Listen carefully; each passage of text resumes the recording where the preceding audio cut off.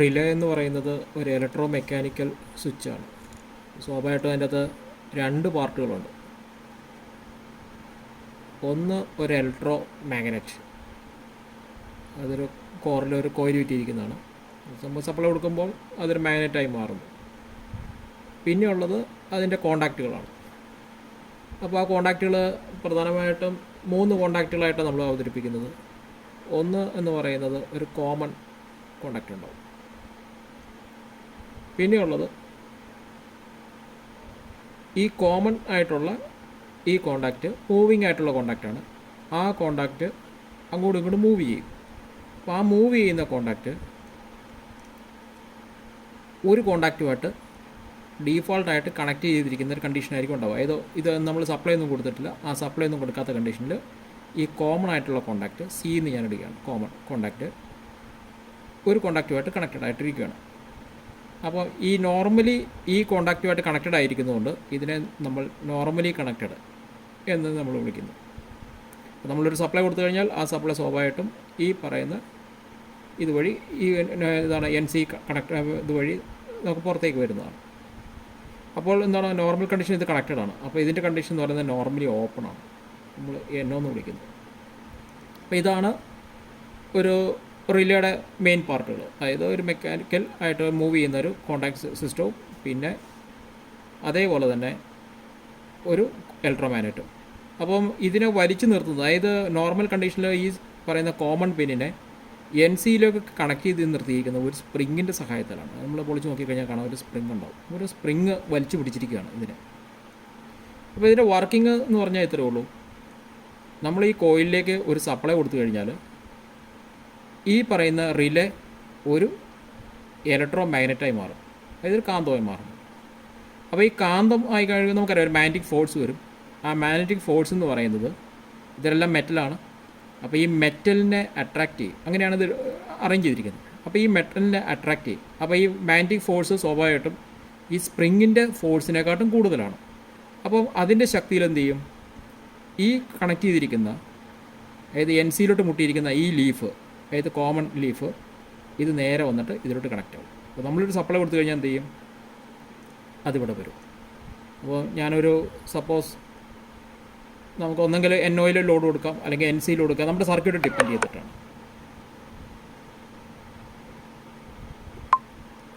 അപ്പോൾ ഞാനിവിടെ ഒരു 230 വോൾട്ട് AC ഫേസ് കൊടുത്തിരിക്കുകയെന്ന് വിചാരിക്കാം. NOയിലേക്ക് ഞാൻ ഒരു ലോഡ് കൊടുത്തിരിക്കുകയെന്ന് വിചാരിക്കാം.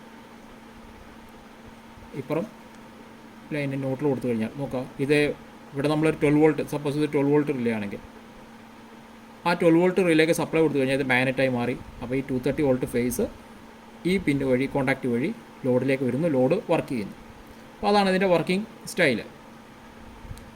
അപ്പോൾ ഇതെങ്ങനെയാണ് നമുക്ക് ഇനി വർക്ക് ചെയ്യിക്കുക, അതായത് നോർമലി നമ്മൾ 12 വോൾട്ട് കൊടുക്കാൻ നേരം നമ്മൾ മാനുവലി ഒരു സ്വിച്ച് വെച്ചിട്ടോ അങ്ങനെ കൊടുക്കാം. നമുക്കിതിന് ഓട്ടോമേറ്റ് ചെയ്യണമെങ്കിൽ നമുക്കൊരു മൈക്രോ കൺട്രോളറോ അല്ലെങ്കിൽ എന്തെങ്കിലും ഒരു ട്രിഗറിങ് സർക്യൂട്ടോ നമുക്ക് വെക്കാം.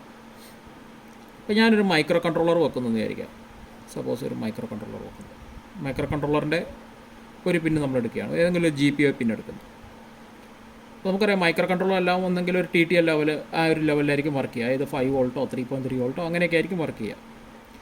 അപ്പോൾ നോക്കുക, ഈ റിലേയുടെ കോയിൽ 12 വോൾട്ട് സപ്പോർട്ട് ചെയ്യുന്നൊരു റിലേ ആണെങ്കിൽ നമുക്കൊരിക്കലും ഇതിനെ ഡയറക്റ്റ് കണക്ട് ചെയ്യാൻ വേണ്ടി പറ്റില്ല. അപ്പോൾ നമുക്കിവിടെ ഒരു ഇൻ്റർമീഡിയറ്റ് ആയിട്ട് ഒരു ഡ്രൈവർ വേണം. അപ്പോൾ ആ ഡ്രൈവർ നമുക്ക് ഏറ്റവും സിമ്പിളായിട്ട് ഒരു ട്രാൻസിസ്റ്റർ എടുക്കാം. ട്രാൻസിസ്റ്റർ ആസ് എ സ്വിച്ച് നമ്മൾ എല്ലാം അറിയാവുന്നതാണ്. അപ്പോൾ ട്രാൻസിസ്റ്റർ നമുക്കൊരു സ്വിച്ചായിട്ട് എടുക്കാം. അപ്പോൾ ഞാനൊരു NPN ട്രാൻസിസ്റ്റർ എടുത്ത് വിചാരിക്കാം. അപ്പോൾ NPN ട്രാൻസിസ്റ്ററിൻ്റെ ഹൈ സൈഡിലേക്ക് കോയിലിൻ്റെ ഒരു എൻഡും, അതായത് കളക്ടറിലേക്ക് കോയിലിൻ്റെ ഒരു എൻഡും, അതേപോലെ തന്നെ കോയിലിൻ്റെ മറ്റേ എൻഡ് അപ്പുറത്തെ എൻഡ് ഞാൻ 12 വോൾട്ട് പ്ലസ് 12 വോൾട്ട് സപ്ലൈയിലോട്ട് കണക്ട് ചെയ്തു. ഇനി ഇതിനെ ഡ്രൈവ് ചെയ്യണം. അപ്പോൾ സ്വാഭാവികമായിട്ടും നമ്മുടെ GPIO പിന്നാണ് ഡ്രൈവ് ചെയ്യുക. അപ്പോൾ ഒരു NPN ട്രാൻസിസ്റ്ററാണ്. അപ്പോൾ NPN ട്രാൻസിസ്റ്ററിനെ ഞാൻ ഒരു റെസിസ്റ്റർ വഴി അതിൻ്റെ ബേസ് GPIO പിന്നിലേക്ക് കണക്ട് ചെയ്തു. അപ്പോൾ ഇവിടെ ഒരു ട്രാൻസിസ്റ്റർ സ്വിച്ച്, അതായത് സാച്ചുറേഷൻ മോഡിലാണ് ട്രാൻസിസ്റ്ററുടെ വർക്ക് ചെയ്യുക. അപ്പോൾ നമ്മൾ ഒരു 1, അതായത് സാറിന് ഒരു TTL ലെവൽ 5 ആണെങ്കിൽ 1 എന്ന് പറഞ്ഞു കഴിഞ്ഞാൽ, ലോജിക് 1 എന്ന് പറഞ്ഞു കഴിഞ്ഞാൽ 5 വോൾട്ടാണ് വരുന്നത്. അപ്പോൾ 5 വോൾട്ട് വന്നു കഴിഞ്ഞാൽ ഈ റിലേ ഓൺ ആവുന്നു. ഇത് NPN ട്രാൻസിസ്റ്ററാണ്. അതിൻ്റെ ബേസിൽ ഒരു ഹൈ വന്നു കഴിഞ്ഞാൽ 1 വന്നു കഴിഞ്ഞാൽ ആ റിലേ ഓൺ ആവുന്നു. 0 കൊടുത്തു കഴിഞ്ഞാൽ റിലേ ഓഫ് ആവും. അപ്പം റിലേ ഓൺ ആവുക അല്ലെങ്കിൽ ട്രാൻസിസ്റ്റർ ഓൺ ആവുക എന്ന് പറഞ്ഞു കഴിഞ്ഞാൽ നോക്കുക, ഈ പറയുന്ന റിലേയുടെ കോയിൽ വഴി കറണ്ട് ട്രാൻസിസ്റ്ററിൻ്റെ കളക്ടർ വഴി ഇറങ്ങി എമിറ്റർ വഴി അതായത് സർക്യൂട്ട് ക്ലോസ് ആയി. അതായത് നമ്മളൊരു സ്വിച്ച് എങ്ങനെയാണോ ഞാനൊരു സ്വിച്ച് വെച്ച് കണക്ട് ചെയ്യുകയാണെങ്കിൽ ഈ സ്വിച്ച് പ്രസ് ചെയ്ത് കഴിഞ്ഞാൽ ഈ റിലേ ഓൺ ആവുന്നത് പോലെ തന്നെയാണ് ഇതിൻ്റെ ബേസിൽ 1 കൊടുത്തു കഴിഞ്ഞാൽ ഈ ട്രാൻസിസ്റ്റർ ഓൺ ആവുന്നു. ഈ ട്രാൻസിസ്റ്റർ ഓൺ ആയി കഴിഞ്ഞാൽ ഈ റിലേ ട്രിഗറായി. നമ്മുടെ ബൾബാണെങ്കിൽ ഔട്ടിൽ ബൾബാണെങ്കിൽ ബൾബ് തെളിഞ്ഞു, അല്ലെങ്കിൽ വേറെ എന്ത് ലോഡാണെങ്കിലും അതനുസരിച്ച് വർക്ക് ചെയ്യുന്നു. ഞാൻ 0 കൊടുക്കുന്നത് വിചാരിക്കാം. അപ്പോൾ 0 കൊടുത്തു കഴിയുമ്പോൾ ട്രാൻസിസ്റ്ററിൻ്റെ ബേസിൽ 0 പോയി, ട്രാൻസിസ്റ്റർ ഓഫായി. അപ്പോൾ ട്രാൻസിസ്റ്റർ ഓഫായി കഴിഞ്ഞപ്പോൾ ഈ സർക്യൂട്ട് ക്ലോസ് ആയി. അതായത് ഈ 12 വോൾട്ട് ഇവിടെ സ്റ്റോപ്പായി. അപ്പോൾ ഇവിടെ 12 വോൾട്ട് വന്ന് നിൽക്കുകയാണ്. ഈ സർക്യൂട്ട് ബ്രേക്കായി. ഓക്കെ. അപ്പം ഇനി നമ്മളിവിടെ ശ്രദ്ധിക്കേണ്ട ഒരു കാര്യം, ഈ റിലേ എന്ന് പറയുന്നത് നമ്മളൊരു കോയിലിൻ്റെയാണ് ഇവിടെ കോയിലിൻ്റെ അക്രോസാണ് നമ്മൾ സപ്ലൈ കൺട്രോൾ ചെയ്യുന്നത്. അപ്പോൾ കോയിലിൻ്റെ അക്രോസ് സപ്ലൈ കൺട്രോൾ ചെയ്യുമ്പോൾ നമുക്കറിയാം ഏതൊരു ഇൻഡക്ടറിൻ്റെ അക്രോസുള്ള അതിൻ്റെ നിലവിലത്തെ സ്റ്റേറ്റിനെ നമ്മൾ ചേഞ്ച് ചെയ്യാൻ ശ്രമിച്ചു കഴിഞ്ഞാൽ അത് ഒപ്പോസ് ചെയ്യും. ആ ഒപ്പോസിങ് എന്ന് പറഞ്ഞു കഴിഞ്ഞാൽ സ്വാഭാവികമായിട്ടും അതിൻ്റെ ഉള്ളിൽ തന്നെ ഒരു ഓപ്പോസിറ്റ് പൊളാരിറ്റിയിൽ ഒരു സപ്ലൈ ക്രിയേറ്റ് ചെയ്യുക എന്നുള്ളതാണ്. ഓക്കെ. അപ്പോൾ അങ്ങനെ വരുമ്പോൾ ഞാനിപ്പോൾ 12 വോൾട്ടാണ് കൊടുത്തിരിക്കുന്നത്. അപ്പോൾ നമ്മളിത് ഓണായി നിൽക്കുന്ന കണ്ടീഷൻ. അപ്പം അതായത് ഇവിടെ പ്ലസ് ആണ്, അപ്പോൾ ഇവിടെ ഗ്രൗണ്ടുമായിട്ട് കണക്റ്റ് ആയി കഴിയുമ്പോൾ ഇവിടെ മൈനസ് ആണുള്ളത്. അപ്പോൾ ഞാനിത് എപ്പോഴാണ് ഇത് ഓഫ് ചെയ്യുന്നത്, ആ ഓഫ് ചെയ്യുന്ന സമയം ഇതിൻ്റെ ഉള്ളിൽ ഈ സർക്യൂട്ട് കട്ടാവുന്ന സമയം, അതായത് ട്രാൻസിസ്റ്റർ കട്ടാവുന്ന സമയം ഇതിൻ്റെ ഉള്ളിൽ ബാക്ക് EMF ജനറേറ്റ് ചെയ്യുന്നു. അപ്പോൾ ഈ ബാക്ക് EMF ജനറേറ്റ് ചെയ്യുക എന്ന് പറഞ്ഞു കഴിഞ്ഞാൽ അത് ഓപ്പോസിറ്റ് പൊളാരിറ്റിയിലാണ് അത് ജനറേറ്റ് ചെയ്യണത്. അതിൻ്റെ ആംപ്ലിറ്റ്യൂഡ് എന്ന് പറയുന്നത് നമ്മൾ കൊടുക്കുന്ന സപ്ലൈ എന്താണോ ആ സപ്ലൈയുടെ 10 മടങ്ങോ അതിന് മുകളിലോട്ടോ പോകാമെന്നാണ് പറയുന്നത്. അപ്പോൾ സാധാരണ നമ്മൾ 10 മടങ്ങുന്നതാണ് നമ്മൾ കൺസിഡർ ചെയ്യുന്നത് വിചാരിക്കാം. അപ്പോൾ നമുക്ക് 12 വോൾട്ട് റിലേ ആണ്.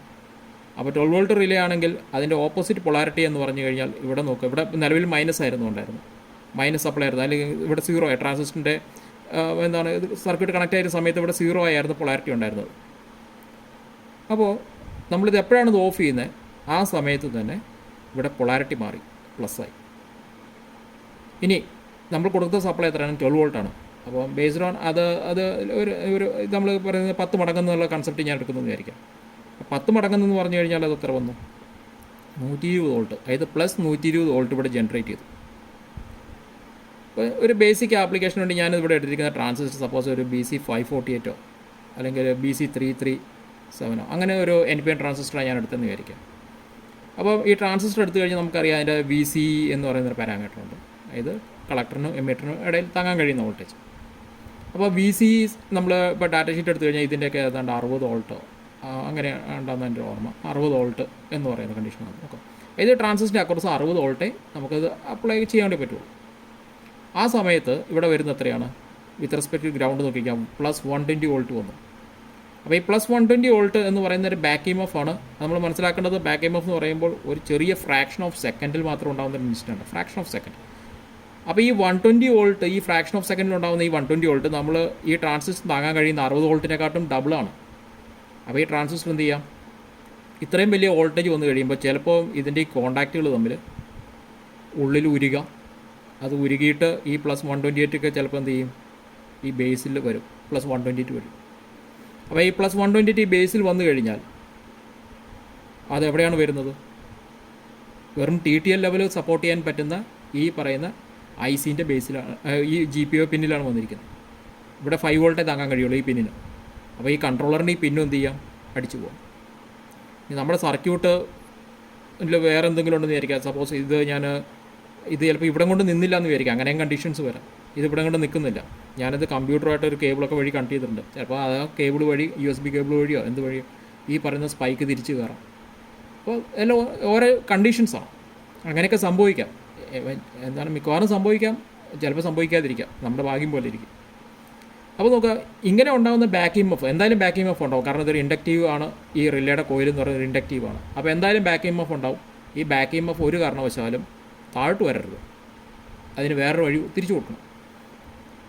അപ്പം ഏറ്റവും സിമ്പിളായിട്ട് നമ്മുടെ മുന്നിൽ ഓപ്ഷൻ എന്ന് പറയുന്നത് ഒരു ഡയോഡ് റിവേഴ്സ് ബയസ് മോഡിൽ കണക്ട് ചെയ്യാം. അപ്പോൾ ഒരു ഡയോഡ് റിവേഴ്സ് ബയസ് മോഡിൽ കണക്ട് ചെയ്യുമ്പോൾ നോക്കുക, ഈ പ്ലസ് 120 വോൾട്ട് ഇവിടെ വന്നു കഴിയുമ്പോൾ ഈ പ്ലസ് 120 വോൾട്ടിനെ സംബന്ധിച്ച് ഈ ഡയോഡ് ഫോർവേഡ് ബയസ്ഡാണ്. അതായത് ഇതിൻ്റെ ആനോഡാണ് ഇവിടെ ഉള്ളത്. അപ്പോൾ ഈ സ്വാഭാവികമായിട്ടും എന്ത് ചെയ്യും, ഇതിനെക്കാട്ടും നല്ല ഫ്രീ പാത്തായിട്ട് ഈ 120 വോൾട്ടിനെ സംബന്ധിച്ച് ഇതാണ്, ഈ ഡയോഡാണ്. അപ്പോൾ ഈ ഡയോഡ് വഴി തിരിച്ച് ഇത് നേരെ 12 വോൾട്ടിൻ്റെ സപ്ലൈയിലോട്ട് കയറി ചെല്ലും. അപ്പോൾ ഈ 12 വോൾട്ടിൻ്റെ സപ്ലൈയിൽ നോക്കുക, ഇത് 12 വോൾട്ടേ വരെ ഉള്ളൂ. അപ്പോൾ ഈ 12 വോൾട്ടിൻ്റെ സപ്ലൈയിലോട്ട് ഈ പ്ലസ് 120 വോൾട്ടിൻ്റെ ഒരു ചെറിയ സമയത്തെ ഒരു ഫ്രാക്ഷൻ ഓഫ് സെക്കൻഡാണ്, ഒരു ഇൻസ്റ്റൻ്റാണ് ഉണ്ടാകുന്നത്.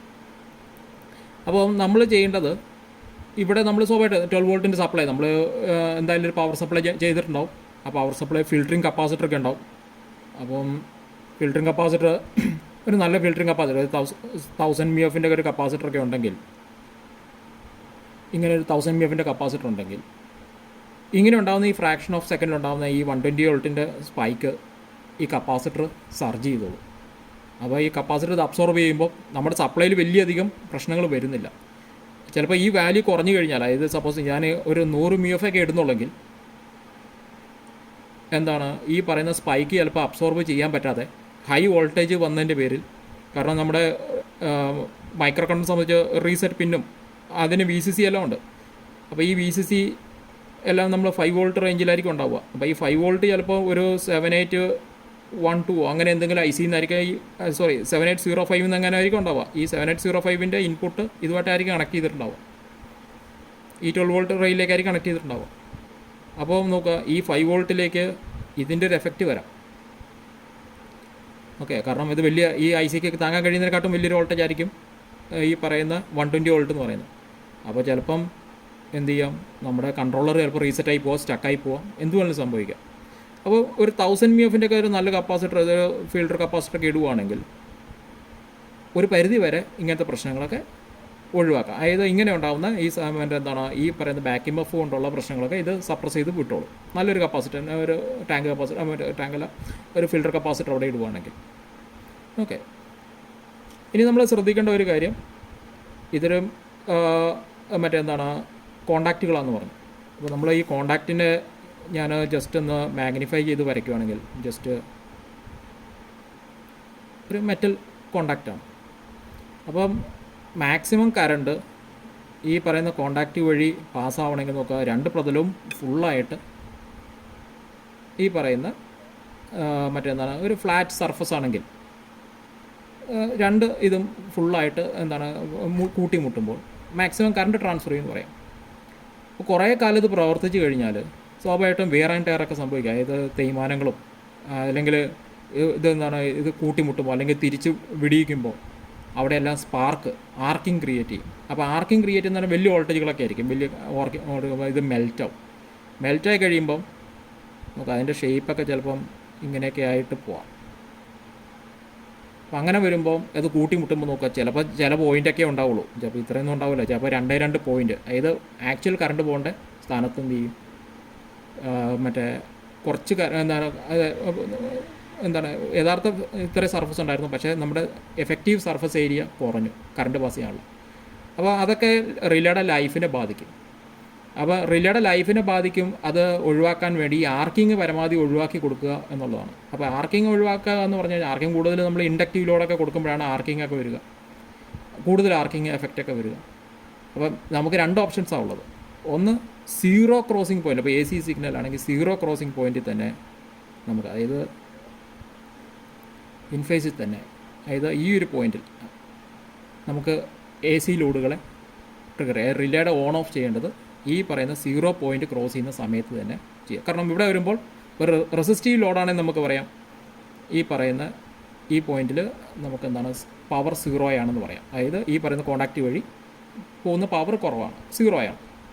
അപ്പോൾ ആ ഒരു കണ്ടീഷനിൽ നമുക്ക് വിടിയിക്കുകയാണെങ്കിൽ അല്ലെങ്കിൽ കണക്ട് ചെയ്യിക്കുകയാണെങ്കിൽ, കാരണം ഇവിടെ അതിൻ്റെ അത് പവറോ കറണ്ടോ ഒന്നും പാസ്സാവാത്തത് കൊണ്ട് നമുക്ക് പറയാം അവിടെ എഫക്റ്റീവ്ലി ഒരു ആർക്കിങ്ങോ കാര്യങ്ങളോ ഒന്നും വരില്ല. അപ്പം അങ്ങനെ നോക്കുമ്പോൾ ഇതിൻ്റെ ലൈഫ് കൂട്ടും. പക്ഷേ ഒരു ഇൻഡക്റ്റീവ് ലോഡാണെങ്കിൽ, ഇപ്പോൾ ഇത് V ആണെങ്കിൽ, ഇപ്പോൾ കറണ്ട് റെസിസ്റ്റീവ് ലോഡാണെങ്കിൽ ഇൻ ഫേസിൽ തന്നെ നമുക്ക് സപ്ലൈ കറണ്ടിൻ്റെ വോൾട്ടേജിന് ഇൻ ഫേസ് ആയിട്ട് തന്നെ ഐയും പോകുന്നെന്ന് പറയാം. പക്ഷേ ഒരു ഇൻഡക്റ്റീവ് ലോഡാണെങ്കിൽ നമുക്ക് പറയാം I ചിലപ്പോൾ ലാഗായി പോകും. അതായത് അത് കുറച്ച് ലാഗായിട്ടായിരിക്കും ഉണ്ടാവുക, ലാഗായിട്ട് വി കഴിഞ്ഞിട്ടായിരിക്കും ഐ പോകുന്നത്. അപ്പോൾ നമ്മൾ വോൾട്ടേജ് ബേസ് ചെയ്തിട്ട് നമ്മൾ ഈ പറയുന്ന ഇത് കൊടുത്തു കഴിയുമ്പോൾ, അതായത് ഈ ട്രിഗറിങ് കൊടുത്തു കഴിഞ്ഞാൽ നോക്കുക ഐ ഇവിടെയുണ്ട്, അപ്പോൾ അവിടെ ആർക്കിങ് വരാം, കാരണം കറണ്ട് ആ ഒരു ഇൻസ്റ്റൻറ്റിൽ കറണ്ട് അവിടെ ഉണ്ട്. അപ്പോൾ ഇത് മാക്സിമം ഈ ലാഗിങ് കുറയ്ക്കുക. അപ്പോൾ ഈ ലാഗിങ് കുറയ്ക്കാൻ വേണ്ടി നമുക്ക് സ്നബർ സർക്യൂട്ടുകളൊക്കെ നമ്മൾ സപ്പോർട്ട് ചെയ്യും. അപ്പം ഒരു സ്നബർ സർക്യൂട്ടായിട്ട് ഈ പറയുന്ന കോണ്ടാക്റ്റുകൾ തമ്മിൽ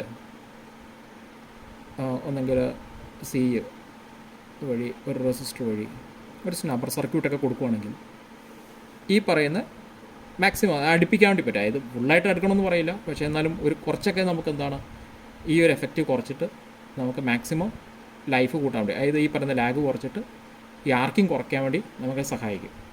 അപ്പോൾ അങ്ങനെ സ്നബർ സർക്യൂട്ട് കൊടുത്തു കഴിഞ്ഞാൽ നമുക്ക് റിലേൻ്റെ ലൈഫ് നമുക്ക് കൂട്ടിയെടുക്കാൻ വേണ്ടി പറ്റും. ഓക്കെ, അപ്പോൾ ബേസിക്കായിട്ട് ഒരു ഡിഫോൾട്ട് റിലേ ഡ്രൈവിംഗ് സിസ്റ്റം എന്ന് പറയുമ്പോൾ ഇതാണ്. എന്നിട്ടും പ്രശ്നങ്ങളൊക്കെ വരാം. അപ്പോൾ നമുക്ക് എന്താണ് ഈ പറയുന്ന വേറെ എന്തെങ്കിലും ഇൻഡക്റ്റീവ് ഇത് ഫീഡ്ബാക്കുകളും കാര്യങ്ങളൊക്കെ നമുക്ക്, അതായത് മറ്റേ ഫിൽറ്ററിങ്ങും കാര്യങ്ങളൊക്കെ നമുക്ക് കൊടുത്താൽ കുറേ കൂടെ ഈ പറയുന്ന ജിറ്ററും കാര്യങ്ങളൊക്കെ വന്നു കഴിഞ്ഞാൽ നമുക്ക് സ്റ്റോപ്പ് ആക്കാൻ വേണ്ടി പറ്റും.